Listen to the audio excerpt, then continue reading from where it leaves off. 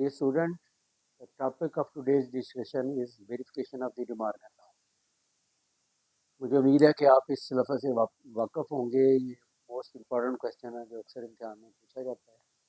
आपने इसकी वेरिफिकेशन करनी। वेरिफिकेशन का मतलब ये है कि आपके पास जो लॉ है डिमार्गन लॉ, उसकी एक साइड लेकर, लेफ्ट हैंड साइड लेकर, उसको हम राइट हैंड साइड के इक्वल प्रूव करना है। जब भी डिमार्गन लॉ वाला सवाल आएगा तो उसने आपको 3 सेट दिए होंगे। एक यूनिवर्सल सेट जिसके कुछ एलिमेंट होंगे, एक सेट ए जिसके कुछ एलिमेंट होंगे, सेट बी है उसके कुछ एलिमेंट होंगे। यानी डिमार्गन लॉ की वेरिफिकेशन के लिए बुनियादी तौर पर जब ये सवाल देगा तो आपको 3 सेट देंगे। एक सेट को यू से ज़ाहिर किया होगा और एक दूसरे सेट के कोई दूसरे नाम ए और बी या कोई और भी लिखे गए होंगे। अब ये जो डिमार्गन लॉ की वेरिफिकेशन है, इसके लिए आपको यूनियन और इंटरसेक्शन का समझना ज़रूरी है। आई होप कि मोस्ट ऑफ दी स्टूडेंट्स जो है इस बारे में वाकफ़ होंगे। यूनियन का क्या मतलब होता है कि अगर आपके पास ए और बी दो सेट्स हैं जिसके कुछ एलिमेंट हैं, तो दोनों सेट्स के एलिमेंट्स को अगर एक जगह पर इकट्ठा कर दें तो उसे हम यूनियन कहते हैं और इसे हम यू से ज़ाहिर करते हैं।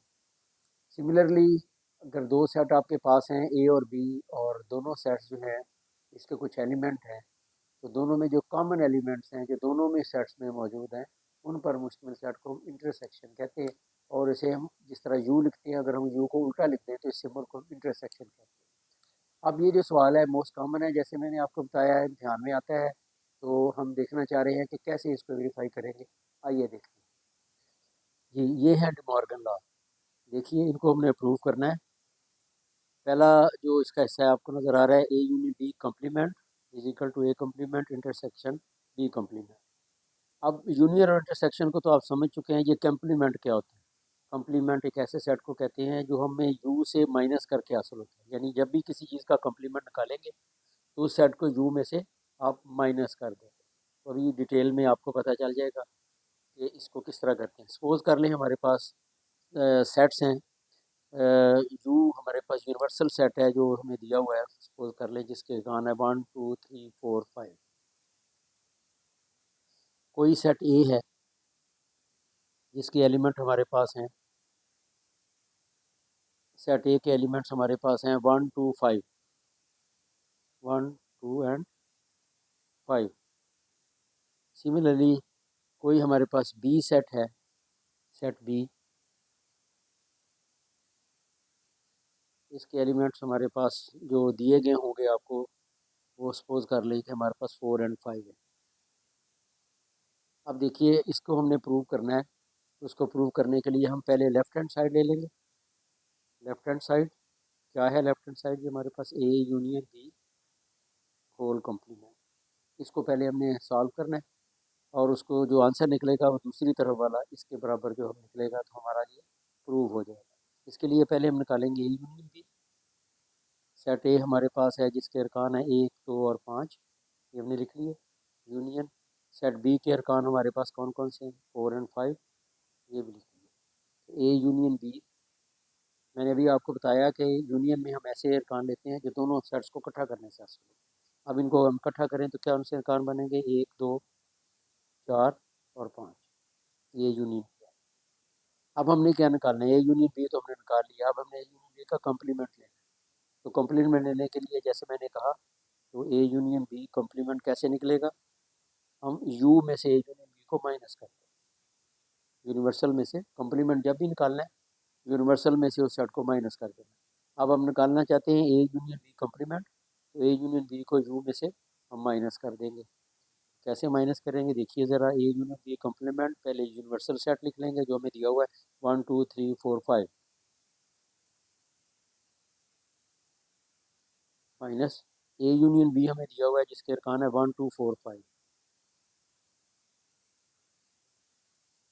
यूनिवर्सल में से ए यूनियन बी को हमने माइनस कर देना। यूनिवर्सल के अरकान थे 1 2 3 4 5 और जो हमारा ए यूनियन बी हमने ऊपर निकाला था, ऐसे अरकान थे 1 2 4 और 5, ये हमने लिख लिया। अब इसमें से माइनस कैसे करेंगे? ए यूनियन बी कॉम्प्लीमेंट ये बराबर है, जैसे देखें एक में से एक गया, ख़त्म हो गया। 2 में से 2 माइनस किया, ओके हो गया। 4 में से 4 गया, ख़त्म हो गया। 5 में से 5 गया, ख़त्म हो गया। तो कौन से अरकान इसमें बाकी रह गए?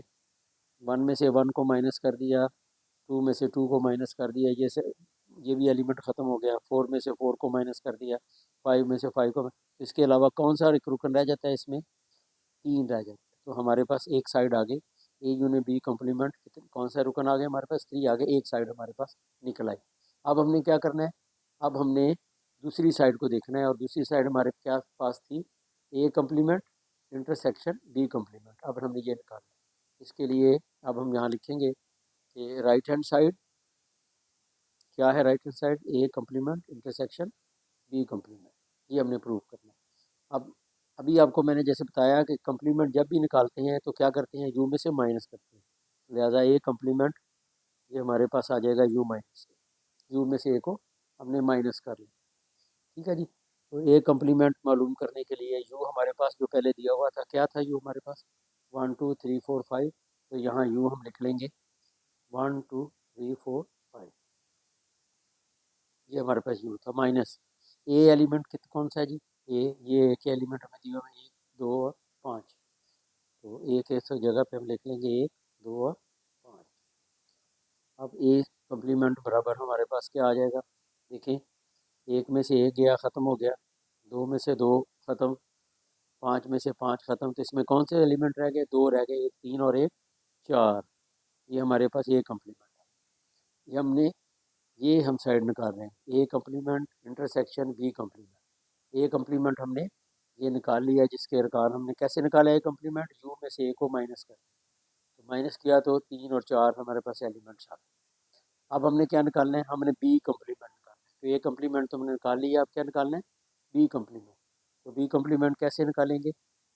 बी कम्प्लीमेंट देखिए, बी कम्प्लीमेंट किस तरह बोलिए, कैसे निकालेंगे? यू में से बी को। यस, बिल्कुल ठीक आप कह रहे हैं।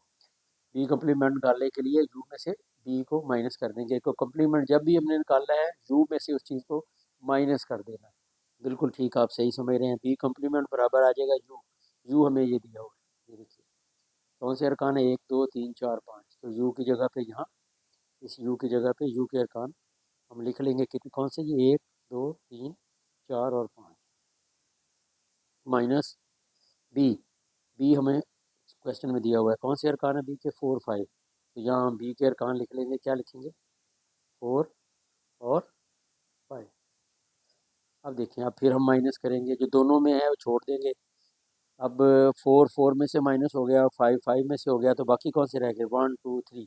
यहाँ रह गए 1 2 3, ये 3 एलिमेंट भी कम्प्लीमेंट। अब देखें, ये साइड हम निकाल रहे हैं, इसके लिए हमने ए कम्प्लीमेंट भी निकाल लिया और बी कम्प्लीमेंट निकाल लिया। अब दोनों को क्या करना है? इंटरसेक्शन कैसे करेंगे जी? A complement intersection B complement. पहले ए कम्प्लीमेंट लिखेंगे, ए कम्प्लीमेंट ये हमने निकाला हुआ है, ये देखिए ए कम्प्लीमेंट जिसके अरकान है 3 और 4 minus intersection, sorry intersection B complement हमने ये निकाला है, जिसके अरकान है 1 2 3।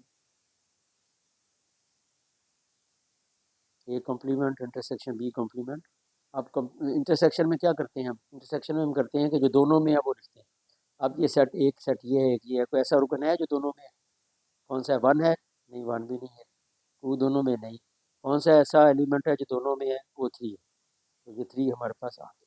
अब आप गौर करें, पहले हमने लेफ्ट हैंड साइड निकाली थी, और लेफ्ट हैंड साइड निकालने के लिए हमने ये एक साइड हमने निकाली थी ए यूनिट बी कम्प्लीमेंट। तो क्या आंसर आया था?